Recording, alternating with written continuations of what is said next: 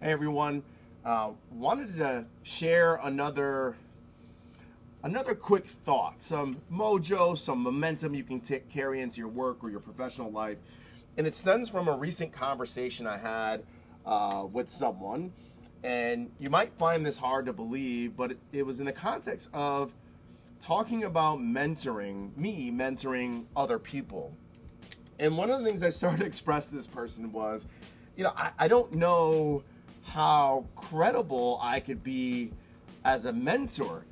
Admittedly, I sort of suffer from imposter syndrome. Like a lot of people, I don't feel like I always belong, which is in a lot of cases kind of BS. But in this moment, I was saying, I need to feel more comfortable knowing that I have enough to give to these other people. And her response was, MJ, even if you don't feel like you've gotten to the top of the ladder, or whatever that means for you, the top of the ladder towards the goals, your achievements you want to see, maybe you're only halfway. Think about all the people that are trying to get to the halfway point. Think of all the people that are following in your trail that could benefit from the things you already know. So number one, I'd say to you, if you're considering, hopefully you are, being a mentor to other people, know that you don't have to have all the knowledge in the world. You don't even have to be to where you want to be a successful mentor. But here's what I will warn, and I want it to be the crux of my message here. Number one, if you want to be a mentor, and I think you should, number one, get over the imposter syndrome. Number two, be careful about your time, right?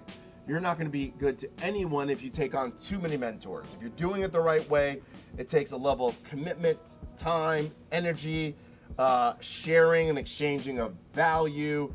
And I'm of the humble belief that we should limit mentor relationships. I mean, unless you're working with a large organization, I'm sure there's exceptions to that. But on an individual basis, being a mentor to some, but really being a mentee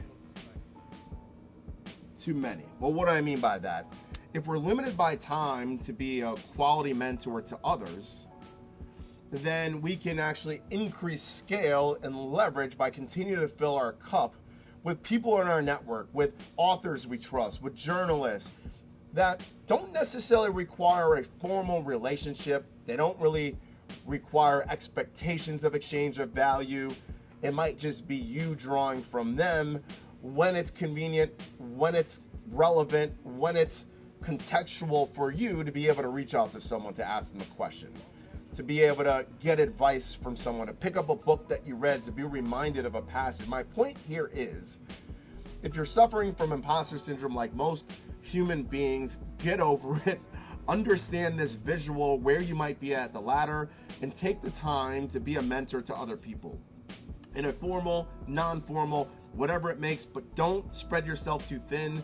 Be conscious of the time commitment that you're taking, and leverage your ability to put knowledge in by being a mentee to many people that can be in your professional network, friends, family, and again, authors of books and a variety of different things. Be a mentor to some, be a mentee to many, be a lifetime learner, and get over that imposter syndrome. I hope this helps you, and I hope you take time to learn from others, expand your network, and take time to mentor other people that are trying to get to where you are.